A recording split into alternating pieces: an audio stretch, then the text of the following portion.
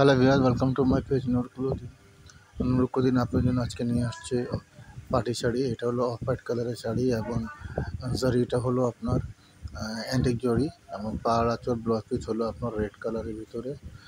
খুব সুন্দর একটি পার্টি শাড়ি, যেটা যে কোনো অনুষ্ঠানের পরা প্রযোজ্য এবং শাড়ির কোয়ালিটিটা খুবই অসাধারণ, খুবই ভালো মানের শাড়ির কোয়ালিটি।